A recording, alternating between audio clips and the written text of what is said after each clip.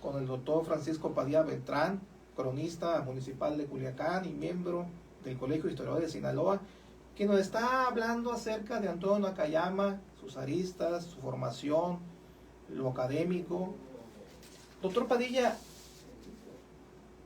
¿qué fue de Antonio Nakayama en su academia, en su académico, en sus actos académicos, posterior de escribir ese libro que lo puso en el ojo del huracán en cuestión historiográfica? ¿Qué más escribió? Mira, yo estoy siguiendo un poco una metodología que utilizó Ricardo Mimiaga cuando se puso en el muro de honor el nombre de Nakayama, que lo fija él, hace su biografía por etapas, ¿no?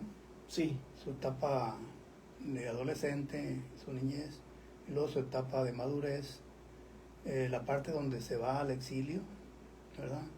Cuando regresa del exilio, que fue una de las etapas más productivas que tuvo, porque parece ser que ya se dedicó de manera seria y formal a escribir todo. Pues creo que todos los que pasamos por esto de escribir libros, siempre por regular en nuestra etapa, incluso le pasa también a los novelistas, ¿no? Le pasa a los cuentistas, a los poetas, que en su etapa más productiva tiene que un poco ver ya con la mayoría de edad. Aunque puede haber sus excepciones, ¿no? Hay gente muy brillante que empieza a producir desde muy temprano también. Pero creo que la experiencia tiene mucho que ver, porque la experiencia tiene que ver con muchas lecturas, con mucha escritura, con mucha información, con mucha consulta de archivos ya, y tienes todo un bagaje que te permite expresarte, ¿no? Entonces lo que hace aquí Ricardo Mimiaga es un poco ver estas etapas de la vida del personaje. Por ejemplo, él dice que del 51 al 63 es una de las etapas más productivas de Nakayama. Por ejemplo, ahí hace un trabajo que recorrimos mucho que tiene que ver con la vida de Nuño Beltrán de Guzmán y la fundación de la ciudad, ¿no? Que es un libro que consultamos mucho para exponer y explicar la fundación de Culiacán. Escribió también documentos para la historia de Rosario, Sinaloa. Publicó un libro que se llama Exposición sobre las provincias de Sonora y Sinaloa, que escribió su diputado Carlos Espinosa de los Monteros. Escribió también sobre el pensamiento liberal mexicano. Hizo un calendario cívico, fíjate, en aquel tiempo, que nosotros estamos utilizando ahorita ahí en la crónica. Lo escribió sobre el héroe de la patria. Y al mismo tiempo que estaba escribiendo, fue maestro de la Normal de Sinaloa, ¿sí? Él creó la cátedra de historia en la Normal, fue el fundador de la cátedra de historia, ¿no? Y en este tiempo también fue director del Museo de Historia Regional, ubicado en el Centro Cívico Constitución. O sea, básicamente estaba dedicado a una gran cantidad de cosas, ¿no? Además, pues, estaba también como burócrata, era funcionario. De tal manera que imagínate toda la gran cantidad de cosas que hacía, ¿no? Pero además, para que vean la vida polifacética que tenía, aquí es donde les comentaba hace rato cuando empezamos a hacer el programa, cómo empezó a crear una serie de proyectos culturales y periodísticos. Fue director del Bicentenario del Ébora, se llamaba periódico bisemanal, del Ébora. También fue colaborador en la revista Senda y Resumen, y fue secretario de redacción de La Voz de Sinaloa. Él, de manera conjunta con todo este grupo de jóvenes, que en aquel tiempo estaban jóvenes, ¿no? Crearon todos estos proyectos. Estamos hablando incluso del periodo de Gabriel Leiva Velázquez, ¿no? Que fue un periodo, una especie de boom para la literatura, para la poesía, se creó una gran cantidad de infraestructura cultural. En el tiempo del Parque Constitución, cuando se inauguró el Parque Constitución, se creó la biblioteca que Carlos Manuel Aguirre estaba encargado de ella. Esta biblioteca estaba ahí a un costado de lo que hoy está el Palacio Municipal. Ahí estaba esta biblioteca, y además la biblioteca funcionaba como teatro, funcionaba como cine, club, etcétera, etcétera, ¿no? De esa generación es Antonio Nakayama, ¿no? Y también otra cosa que es importante mencionar es que fue becario en Estados Unidos, ¿sí? el gobierno de Estados Unidos le dio una beca para que fuera a California a consultar la biblioteca de Bramhoff y el archivo histórico de Arizona. Ahí consiguió mucha información sobre Sinaloa que le sirvió también para publicar una gran cantidad de publicaciones que más adelante va a dar a conocer. Esta es la etapa que dice Ricardo Almida, que es la etapa de mayor productividad de Antonio Nakayama, ¿no? Y luego viene otra etapa que no sé si tenemos tiempo todavía para entrar. Sí, adelante, maestro. Que tiene que ver con el exilio de él. Pues una vez en la política empieza, porque parece ser que tenía un carácter fuerte, no se callaba nada. Dice el mismo Sinagawa que tenía una lengua de serpiente. Lengua viperina. No se callaba nada y lo que no le gustaba pues lo decía. Lo decía. Lo señalaba y se metió en problemas con los políticos, sobre todo con el gobernador Sánchez Celis. Y cuando llegó Sánchez Celis al poder, pues dice, parece que una frase ahí que la cita, no sé qué tan cierta es en esta frase, que dice: yo voy a gobernar con mis amigos y Antonio Nakayama no es mi amigo. Entonces Antonio Nakayama entendió el mensaje y se fue a Sonora, ¿no? Allá en Sonora pues llegó a Hermosillo y Fernando Pesqueira, que era el director del museo y de la biblioteca ahí en Hermosillo, fue el que le dijo: véngase para acá, pues, para que está ya peleándose con los políticos, ¿no? Y en Hermosillo pues le hizo director de la biblioteca, una biblioteca grandota según lo que cuenta él en algunos ensayos que ha publicado.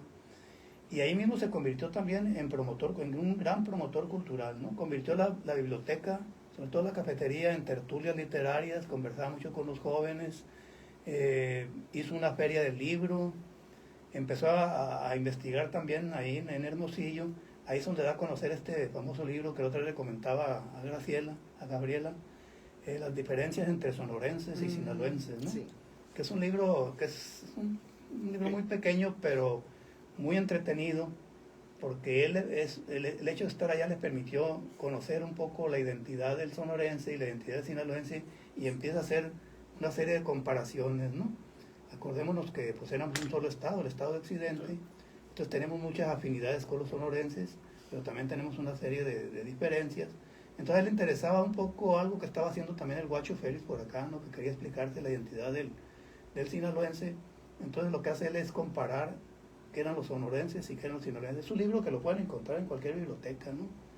Ahí para que nos expliquemos un poco por qué el comportamiento de nosotros, ¿no? y de los sonorenses. Desde el punto de vista Entonces básicamente allá en Hermosillo se convirtió también en un gran promotor cultural y no dejó de investigar y de producir.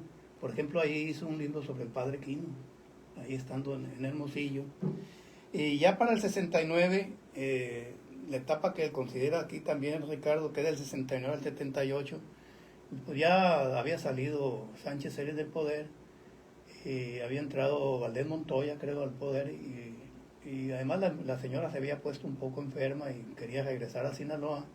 Entonces se viene y el gobernador le vuelven a dar otra vez la dirección del Museo de Historia Regional.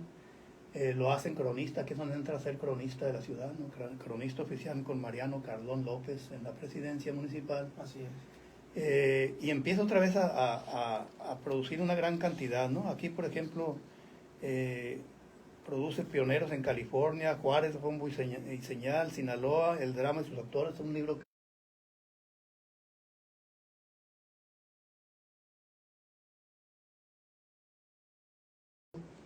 y empieza a entrar en una etapa muy difícil para él, porque ya traía graves problemas de diabetes, ¿sí? Ya tenía problemas de ceguera, y esto se le va complicando, y al final pues termina, como han terminado una gran cantidad de historiadores, de escritores, en la pobreza, abandonado, ciego, diabético y con problemas de bronconeumonía. De tal manera que en 1978, creo que en abril de 1978, fallece este gran historiador y cronista Antonio Nakayama, ¿no? Y ya viene pues el ostracismo, ¿no? Dura mucho tiempo que nadie se acuerda de Nakayama, ni siquiera los historiadores. Recorríamos a él más que recurrir a él, lo anatemizábamos, ¿sí? Como un historiador conservador. Incluso me acuerdo cuando yo empecé a estudiar historia, algunos historiadores decían que había sido espía de la CIA. Hasta allá llegaban, fíjate, porque como había estado ahí en Estados Unidos, Claro. ¿sí? Becado en Estados Unidos, Lo habían capacitado. sí, decían que era un espía de la CIA, que lo habían mandado para acá. Y pues muere en una situación deplorable, ¿no? Pero de hecho deja un legado muy importante, ¿no? Hay un legado, un archivo que deja Nakayama, que por cierto tengo entendido que el archivo histórico del Congreso del Estado lo tiene en su poder. Mira, este archivo creo que lo tenía por primera vez lo tenía Reina Cuellar, porque Así Reina es. Cuellar era muy amigo de él. Sí, sí. Incluso Fue como su discípula. Fue de las pocas Ujú. que lo atendió en esa situación deplorable en que se encontraba, Ujú. que lo visitaba. Y ella él le dejó el archivo. Ella fue la heredera, Sí, digamos. fue la heredera. En ese sentido. Entonces, después ya no supe qué ha pasado con ese archivo. Bueno. Habría que investigar, ¿no? Porque Sí, no sé, de hecho- si debería estar en el Congreso del No, Estado. sí, de hecho vamos a interrumpir esta conversación que la verdad está muy interesante y vamos a entrar ya en el tema bueno, sacarle mucho jugo porque Nakayama da para eso Da y para más. mucho, ¿no? Pero por el momento pues vamos a terminar con nuestro programa porque el horario hasta aquí, el tiempo es un verdugo que nos exige pues que terminemos. ¿Qué información tenemos? Pero les queremos dar una información muy importante también por parte de la Facultad de Historia, que el día de mañana a las 10:30 la Universidad Autónoma de Sinaloa y la Facultad de Historia, a través del cuerpo académico Historia de las Ideas y las Instituciones, nos invita a la conferencia de experiencias y expectativas, unas palabras sobre historia conceptual.